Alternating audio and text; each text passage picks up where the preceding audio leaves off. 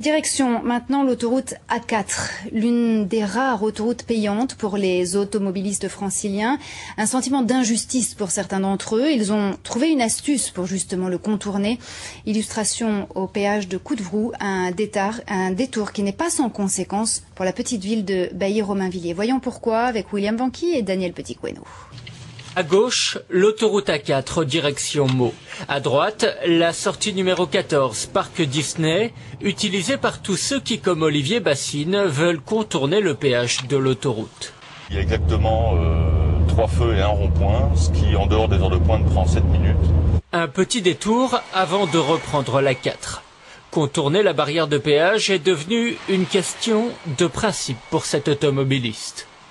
On peut rejoindre Mantes-la-Jolie par l'autoroute A13 sans prendre de péage.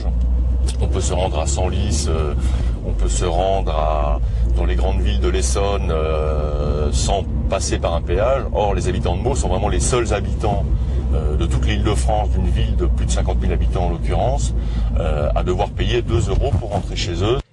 Également rédacteur en chef de La Marne, un hebdomadaire local, Olivier Bassine appelle ses lecteurs à boycotter le péage. Ils sont en fait déjà bien nombreux à utiliser cet itinéraire bis à travers la petite ville de Bailly-Romainvilliers, générant encombrement aux heures de pointe, excès de vitesse en milieu de journée. Au moment, je suis obligé de faire ralentir et prévenir la municipale, ils mettent le radar là-haut. Obligé, parce qu'ils roulent trop vite les gens. Nous avons demandé bien évidemment le déplacement du péage. Si ça reste un rêve, on peut espérer que ce soit fait un jour, mais dans l'immédiat, nous souhaitons que le barreau de contournement que nous avons demandé, qui est porté par l'aménageur public, soit construit le plus rapidement possible. Retardé par un recours administratif, le contournement sud de Bailly-Romainvilliers devrait finalement voir le jour. Des travaux qui ne régleront pas le problème du péage pour les automobilistes. Sa suppression n'est pas pour demain. La société qui gère l'autoroute dispose d'une concession jusqu'en 2028.